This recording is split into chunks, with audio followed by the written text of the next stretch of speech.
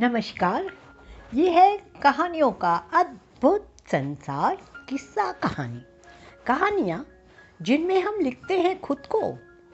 मैं हूँ भगवती सक्सेना और आपको सुना रही हूँ लेखक माधव शर्मा जी की कहानी, जिसका शीर्षक है भगत के बोल। ये कहानी 15 अगस्त 1949 को प्रसिद्ध पत्रिका चंदा मामा के पहले अंक में प्रकाशित हुई थी। अब सुनिए भगत के बोल। एक गांव में एक लड़का रहता था।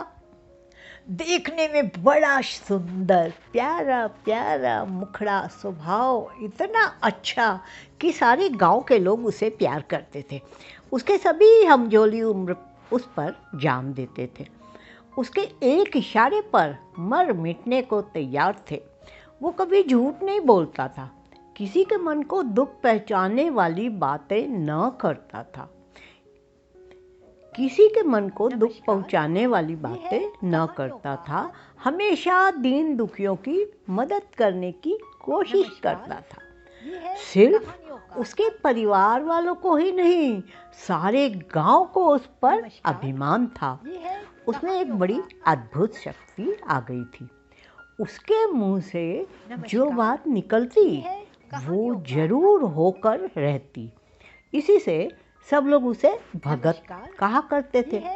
एक दिन वो अपनी बहन के साथ एक अमराई में खेलने गया। गर्मी के दिन थे। बाहर सारा संसार तने की तरह तप रहा था, लेकिन जामुन के पेड़ के नीचे ठंडी छांव फैली हुई थी। भगत और उसकी बहन दोनों बहुत देर तक खेलते रहे। आखिर जब थक गए तो छांव में पीठ के बल लेट गए। ऊपर डालों की ओर देखने लगे। आम की डालों में अधपके फल लटक रहे थे। उन्हें देखकर उसकी बहन के मुंह में पानी भर आया। ललचाई आंखों से आम की ओर देखते हुए उसने कहा, भैया देखो तो कैसे बढ़िया आम है, भैया मुझे आम तोड़ दो ना। बहन की बात सुनकर लड़के ने एक ढेला उठाया और एक अच्छे पके फल की ओर निशाना लगाकर फेंका। लेकिन न जाने कैसे निशाना चूक गया और ढेला आम को न लगकर उल्टे उसकी बहन को आ लगा। नन्ही सी जीभ थी, वो इस चोट से तिलमिला गई। आंखों के आगे अंधेरा छा गया, पैरों तले से जमीन निकल गई। वो बेहोश होकर नीचे गिर पड़ी। लड़के पर तो मानो वज्रपात हो गया। हाय, उसने ये क्या कर डाला।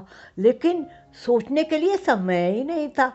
वो जानता था थोड़ी ही दूर पर उसी बाग के एक कोने में एक तलैया है जो सब दिन मीठे पानी से भरी रहती है।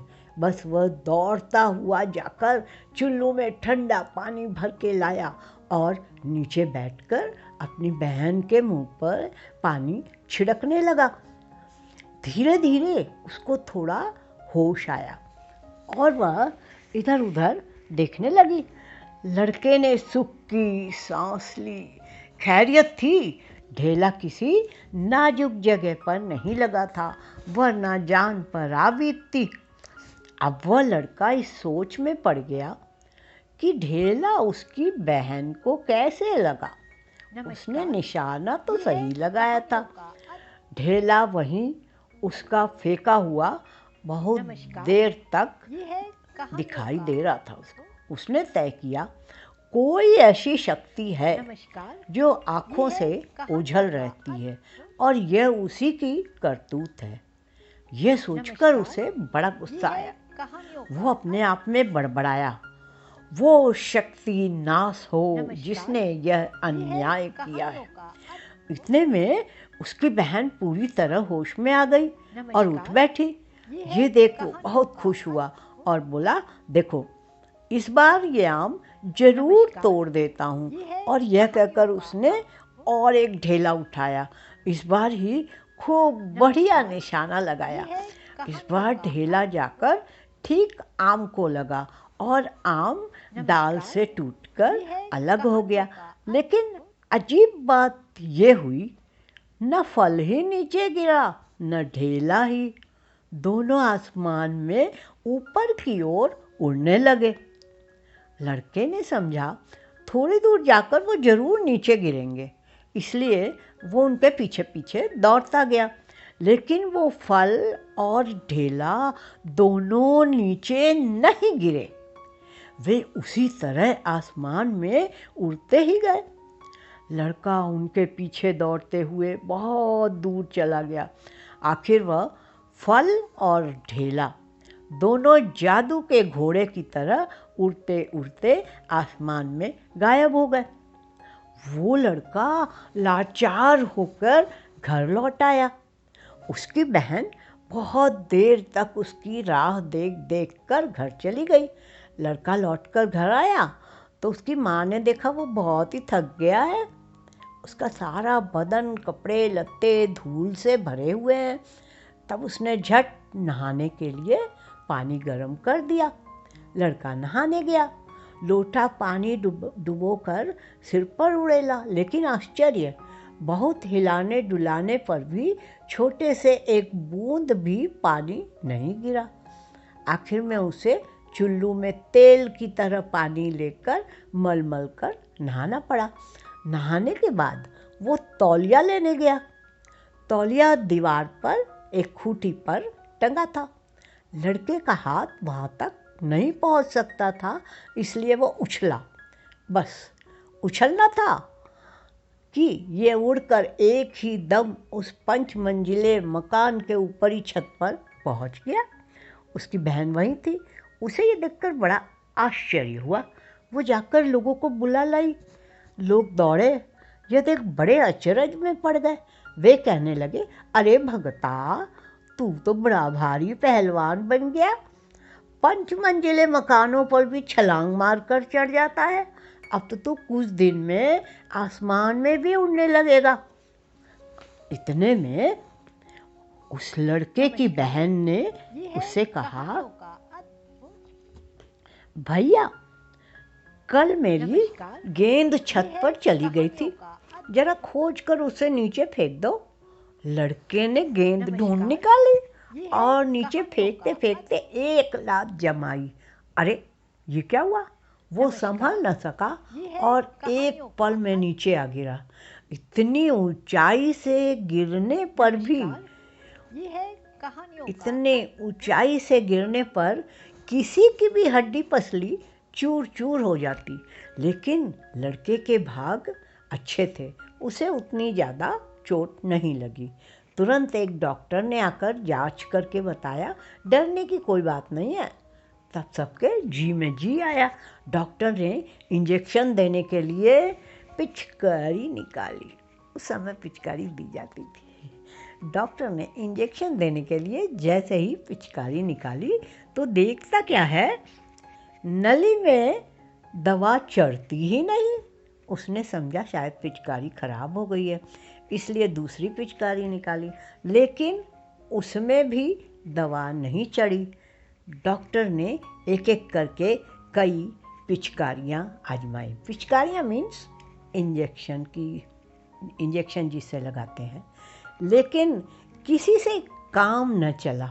अब तो डॉक्टर भी घबरा गया, माथे से पसीना झरने लगा।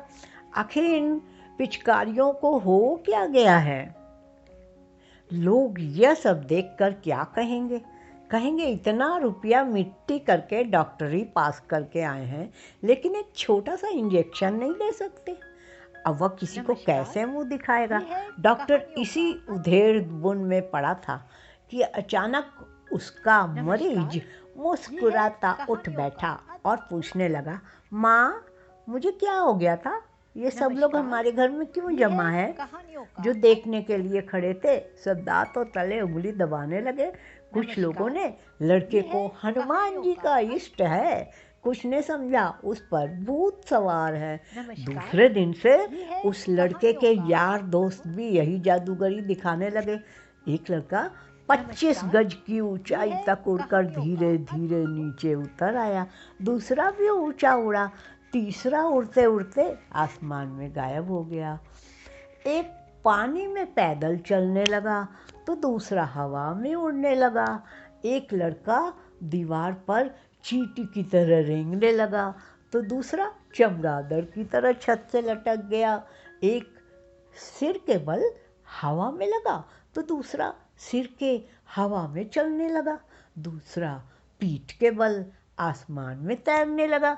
छोटे छोटे लड़कों की बात छोड़ दो, बड़े बूढ़े भी यही तमाशा करने लगे। कुछ लोग तो गौरी शंकर की चोटी पर चढ़ जाना चाहते थे, लेकिन बर्फीले तूफानों के डर से हिम्मत नहीं पड़ी।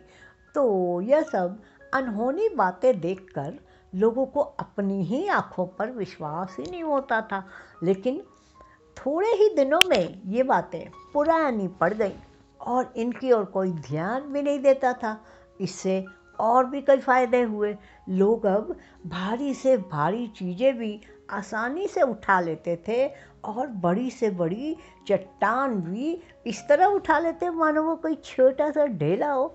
शायद उसने सुमेरु पर्वत और कन्हैया ने गोवर्धन को इसी तरह उठाया था। कुछ और छोटी मोटी अद्भुत बातें देखने में आई। खूंटियों के बगैर ही कोट टंगे रहते थे। चाय का प्याला मेज पर ही नहीं, हवा में भी रखा जाता था। कोई भी चीज़ टूट फूट जाती तो उसके टुकड़े नीचे ज़मीन पर नहीं गिरते थे, जैसे कि तैसे जुड़े रह जाते। इससे लोगों को भारी दिक्कत भी हुई। जोर से प्यास लगने पर भी पानी गले के नीचे नहीं उतरता। नहाना भी कोई चीज़ है, ये तो लोग भूल ही गए थे। रोज रोज हवा में उमस बढ़ने लगी। बरसात के दिन आए और चले गए, एक बूंद भी पानी नहीं बरसा। रेलें और मोटर चलते चलते लुढ़की खाने लगी। दिन दिन सांस लेना भी मुश्किल होने लगा। अब उस गांव के सब बड़े बूढ़े मिलकर सोचने लगे, ऐसा क्यों हो रहा है। वे गांव में हर आदमी से पूछताछ करते थे। कुछ लोगों ने जो भगत का प्रभाव जानते थे उसे बुलाकर पूछा, क्यों भगत, क्या तुम जानते हो ये सब क्यों हो रहा है। तब भगत ने सारा किस्सा सुना दिया।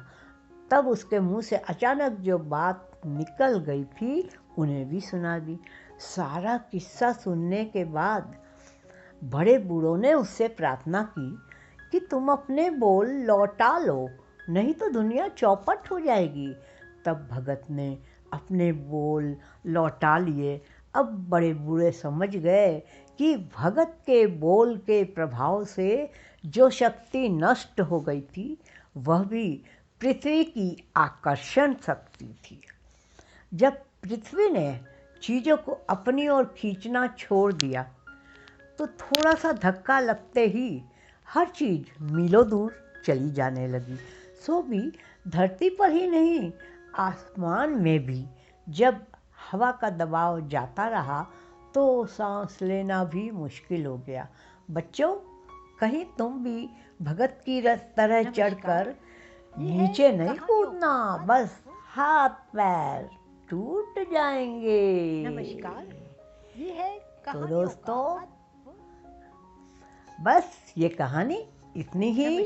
अभी आप सुन रहे थे भगवती सक्सेना की आवाज़ में लेखक माधव शर्मा जी की कहानी। फिर मिलते हैं एक नई कहानी के साथ। नमस्कार, ये है कहानियों का अद्भुत। नमस्कार, ये है कहानियों का अद्भुत। नमस्कार, ये है कहानियों का अद्भुत। नमस्कार, ये है कहानियों का अद्भुत। नमस्कार, ये है कहानियों का अद्भुत।